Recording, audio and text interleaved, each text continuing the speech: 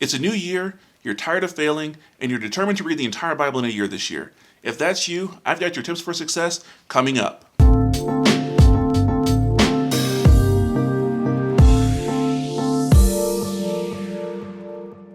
Hi, LaRosa here with Bible Study Tips, where we help you learn the Bible, connect with God, and grow your faith by taking a deep dive into how to study the Bible in videos just like this one. So we hope you consider subscribing. Today we're talking about how to read the entire Bible in a year. This is something that Christians everywhere want to say that they've done, and it usually looks something like this. On January 1st, they find a Bible reading plan, and they open up their Bibles to Genesis chapter 1, and they start reading. They hope by December 31st that they've made their way all the way through Revelation chapter 22. So they make their way through Genesis, Exodus, Leviticus. Then some point around like Leviticus or Numbers, they start to miss a couple of days, and then the reading starts to pile up, and then they just give up altogether, and they don't pick up their Bible again until January 1st of the next year to try again. How do I know? Because that used to be me. I used to try, and try again, and I tried time and time again until one year I finally was able to read the entire Bible in a year. And as a matter of fact, I was able to finish it in 6 months. So what I want to do is show you my keys for success to help you read the entire Bible in a year this year, because I know you can do it because I was able to do it. So the first step is you need a reason why.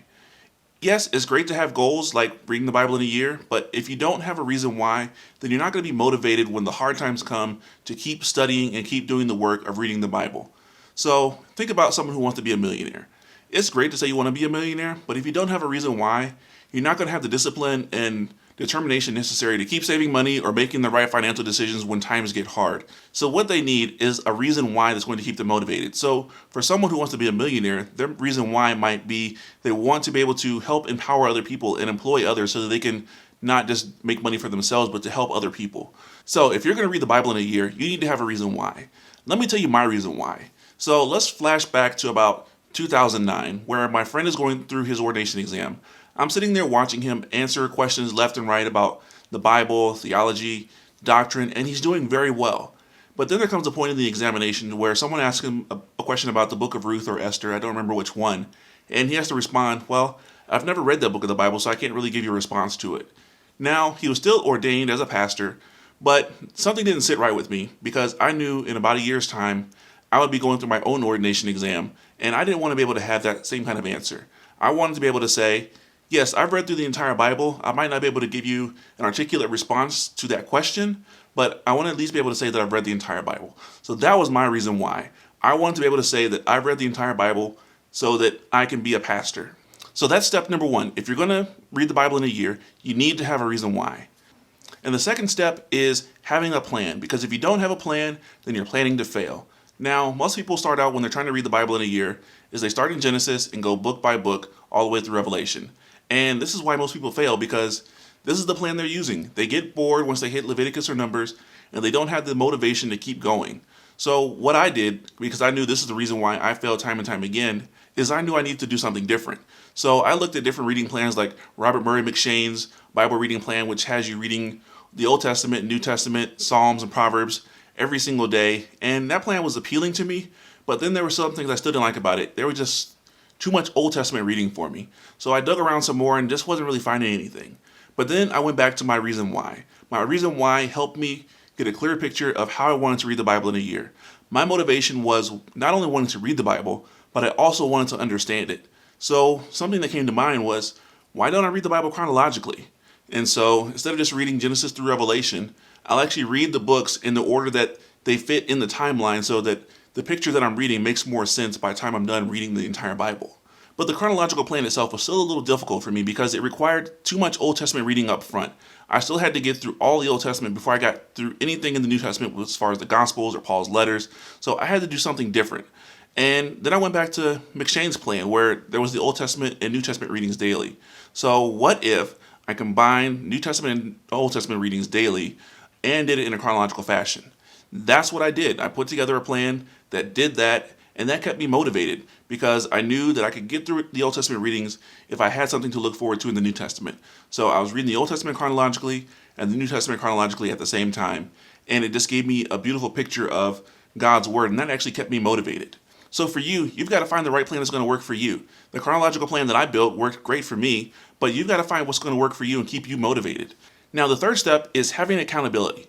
Accountability is so important because it's great to have a reason why, it's great to have a plan, but if you don't have something to keep you accountable, you're still going to fail. I like the story of Jerry Seinfeld, where he was determined to write a joke every single day. So what he would do is he would get a calendar, put it up on the wall, and every single day that he wrote a joke, he would mark out an X. And then he would keep going, and then just seeing those X's on the calendar kept him motivated to write a joke for that day because he didn't want to break his streak. So I had to do something similar for myself when I was reading through the Bible in a year. And so what I did is, I'm a gadget guru. I always got my phone with me. So what I did is I put notifications in my calendar to continually remind me to make sure that I'm reading the Bible. And not only that, but I also had the readings that I was supposed to be doing that day. And then I also had the Logos Bible software app on my phone. So that was also further motivation to keep reading because then I could just actually pick up my phone and do the reading there. So you've got to find something that's going to keep you accountable, whether it's your phone in a calendar, putting something on the wall that you can visibly see every day, or even friends and family that can keep you motivated. So for me, it was the combination of those three things that actually allowed me to read the entire Bible in 6 months. And for you, I think it will allow you to read the entire Bible in a year. Having a reason why, having the right plan that's going to work for you, and then having accountability. But then there are also some additional things that I think might help you. Like, not everyone's a great reader. So another thing that you can think about is actually finding an audio Bible and using that alongside your reading. Because the YouVersion app or even OlliTree have audio Bibles that you can use in their app. So you can open that up, do your reading alongside the audio, and that'll help you get through it sooner. And if you're someone who's on a commute, you can listen to it while you're on the bus, or even while you're in your car, just have it playing. And that's just another great way to get through the audio. And another thing is, if you're someone who wants to read the entire Bible, but you don't necessarily want to read it to say that you've actually read the entire thing, but you want to more have the same reason that I did, which is really understanding the Bible and the big picture, then I've got another thing that you should consider, which is the Foundations 260 reading plan from Replicate Ministries. And what this is a Bible reading plan that goes Genesis through Revelation, just like any other Bible reading plan, but it skips some of the minor details. Like if you're reading through 1st and 2nd Samuel and 1st, 2nd Kings and Chronicles, it removes some of the redundancy there, and then also just gets rid of some of the more minor details that aren't necessarily as important for getting the big picture of Scripture. And then it only has you reading 2 to 3 chapters a day, 5 days a week, which hence the 260, because if you do 52 weeks times 5, it's 260. And this is just a great way to actually read through the entire Bible and get the big picture. So I would heartily recommend doing that as well. So, question of the day. Why do you want to read the Bible in a year? Leave your comments below. I'm really interested in finding out why. Thanks for checking out this video. I hope you enjoyed it. If you're looking for more content from Bible Study Tips, be sure to check out our website, BibleStudy.tips, where every single Monday we're posting a new Bible study tip. And if you want more content, click here or click here to get another video. So, hope you enjoy the content, and until next time, grace and peace.